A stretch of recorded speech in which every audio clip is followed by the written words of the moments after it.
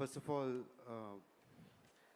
it is a great honor and privilege to be here in this event, and I would like to thank Sri Pawan Kalyan sir for giving this opportunity. So, first thing జాతీయ సమైక్యత కోసం అని ఇక్కడ ఢిల్లీకి రావడం కరెక్ట్గా కొన్ని సంవత్సరాల క్రితం రాజస్థాన్ నుంచి ఇక్కడే ఢిల్లీకి నాన్న ఆర్మీ లీవ్లో వచ్చారు. ఇక్కడి నుంచి మేము హైదరాబాద్ రావడం జరిగింది. అక్కడి నుంచి నా స్టోరీ అంతా సినిమాలు వీటికి వచ్చిన తర్వాత ఈరోజు అంటే చిన్నప్పటి నుంచే నేను ఆర్మీ సెక్టర్లో అక్కడ పెరిగినప్పుడు ఈ కులం మతం ప్రాంతం అనే ఇది వచ్చేది కాదు సార్. అక్కడ ఓన్లీ దేశం కోసం పోరాడే వాళ్ళు అదే ఆలోచనతో ఉండేవాళ్ళు. ఈరోజు నేను జనసేన తరపు నుంచి తెలంగాణలో మాట్లాడుతుంటే వీడు ఎక్కడ పుట్టాడు, అక్కడ పుట్టాడా, ఇక్కడ పుట్టాడా అనే కన్ఫ్యూజన్లో చాలామంది ఉన్నారు. కానీ ఈ అంటే ఏ ప్రాంతంలో పుట్టాను అనే దానికంటే ఆ బాధ కంటే మా నాన్నగారు ఒక సోల్జర్ అయ్యి ఉండి దేశం కోసం పనిచేసినప్పుడు ఏ రోజు ఏ ప్రాంతం కోసం నేను పనిచేస్తున్నాను, ఏ కులం కోసం పనిచేస్తున్నాను అని ఎప్పుడూ ఆలోచించలేదు. ఈరోజు ఆ మాటలన్నీ ఒక సైనికుడి కొడుగ్గా, సోల్జర్ కొడుగ్గా వింటుంటే చాలా బాధేస్తుంది. అంటే బార్డర్లో అక్కడ దేశం కోసం, దేశ ప్రజల కోసం పోరాడుతున్న సైనికులందరూ ఇలాంటి విషయాలు న్యూస్లో చూసి ఏం ఫీల్ అవుతారా అనేది ఏ రోజు ఒక్క పౌరుడు కూడా ఆలోచించడా? అది మనం ఆలోచించాల్సిన విషయం. అలాగే ప్రతి దేశ పౌరుడు ఆలోచించాల్సిన విషయం. లేదంటే చెప్పండి, అక్కడి నుంచి ఆ బార్డర్ నుంచి సైనికులను వెనక్కి వచ్చేయమని చెప్దాం. ఎందుకు పాపం వాళ్ళంతా కష్టపడ్డాం? లేదా ఇవన్నీ వదిలేసి ఇప్పుడు ప్రపంచంలో యుద్ధాలు జరుగుతున్నాయి, దేశాలు యుద్ధాలకు పోతున్నారు. అలాంటిది మనం అంటే చెప్పలేం ఎప్పుడు ఏ సిచ్యువేషన్ వస్తుందో. అలాంటిది మనం దానికి ప్రిపేర్ అవ్వడం పోయి, ప్రతి స్టేట్ దానికి కాంట్రిబ్యూట్ చేయడం పోయి, మనం ఫ్యూచర్ గురించి ఆలోచించడం పోయి, నువ్వు అక్కడి నుంచి ఇక్కడికి వచ్చి మా స్పేస్ తీసుకుంటావా, నువ్వు ఎలా వస్తావు, నువ్వు ఎందుకు వస్తావు, నువ్వు ఏం చేస్తావు, నీకేం హక్కు అని అడగడం చాలా బాధాకరం. అంటే మాలాంటి యూత్ ఎప్పుడూ ఒకటే ఆలోచిస్తూ ఉంటాం యంగ్స్టర్స్గా. ఈరోజు కళ్యాణ్ గారి ప్రిన్సిపల్స్ ఏవైతే ఉన్నాయో 7 ప్రిన్సిపల్స్, ఐ డోంట్ థింక్ అది చాలా పొలిటికల్ ఎక్స్పీరియన్స్తో ఉన్న ఇవి కాదు.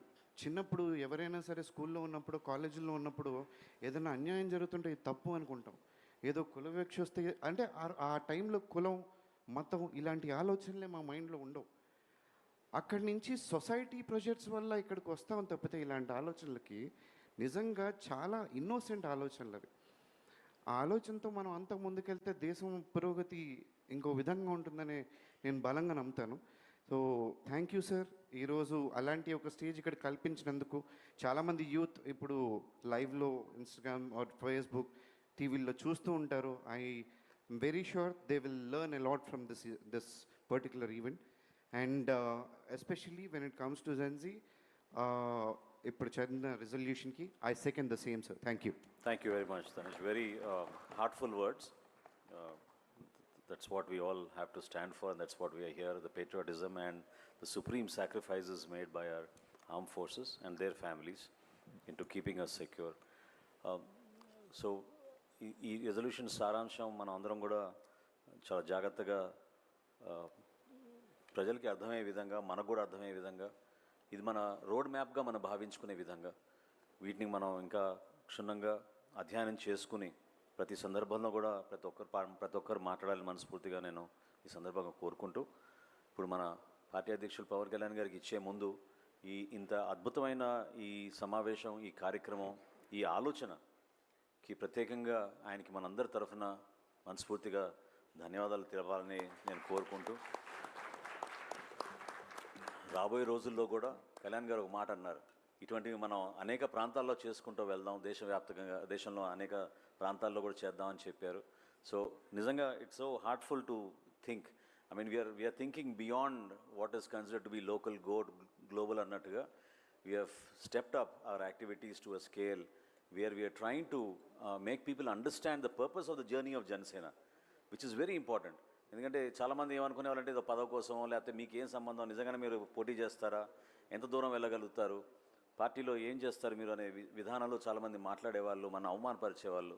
కానీ ఈ రోజున Janasena party under the leadership of Pawan Kalyan garu ఢిల్లీకి వచ్చి మనం కూర్చుని ఇటువంటి సమావేశం చేశామంటే ఎంత గర్వంగా మనం నిలబడాలో, ఎంత ప్రౌడ్గా మనం ఫీల్ అవ్వాలో. I think it's a great moment for all of us, and I thank Pavan Kalyan garu for this wonderful opportunity, not only on the behalf of all of us, but for all the Jana Sainiks and Veera Mahilas and our leaders across the state, some of whom could not come. Next time we'll invite them as an opportunity. అంటే ఎవరైతే ఈ సమావేశంలో రాలేకపోయారో మీ అందరికీ కూడా రాబోయే సమావేశాల్లో ఆ అవకాశం కల్పించమని ప్రెసిడెంట్ గారు చెప్పారు. సో దానికి అనుగుణంగా నెక్స్ట్ టైం మనం అటువంటి వ్యక్తులందరినీ కూడా మనం పిలిపించుకుని ఆ ప్రాంతాల్లో మన సభలు నిర్వహించినప్పుడు తప్పకుండా చేద్దాం. This is just the beginning of this series of meetings. So thank you all for sparing your time and effort. I request our party president, Pawan Kalyan Garu, to give the concluding remarks. Thank you, sir. Thank you. This convention, Sena Prasthanam, for national integration, extend its heartfelt congratulations to Honorable Prime Minister Shri Narendra Modi ji on completing 12 years of dedicated service to the nation and becoming the longest serving democratically elected Prime Minister in the history of independent India. Under his visionary leadership, India has witnessed a transformational progress in development, good governance, national security, digital empowerment, infrastructure creation, healthcare, and the promotion of India's civilizational heritage and cultural values. His leadership has strengthened India's global standing and inspired confidence among millions of Indians. ఈ సేనా ప్రస్థానం 12 సంవత్సరాలు మోదీ గారిని longest serving prime మినిస్టర్గా మనం చూడటానికి కారణం, we have to go back to our past. ఒకసారి మన గతం చూడాలి. ఒకసారి పాకిస్తాన్ నుంచి ఉగ్రవాదులు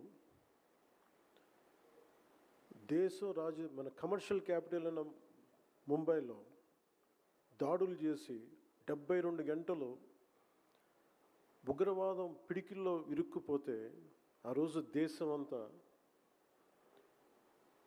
ఒకే ఒక ఆలోచన వచ్చింది ప్రతి ఒక్కరికి. అంటే ఒక పట్టుమని 10 మంది ఉగ్రవాదులు వచ్చి ఇంత శక్తివంతమైన ఒక మిలిటరీ సత్తా ఉన్న దేశాన్ని మనం బిగించచ్చా అంటే అది చాలా చాలా ఇబ్బంది కలిగజేస్తుంది. అంటే ఏంటి, దీనికి కారణం ఏంటి? Then there was a thought then. So India needs a very strong and robust leadership. I was in Varanasi to I took my father's ashes. Now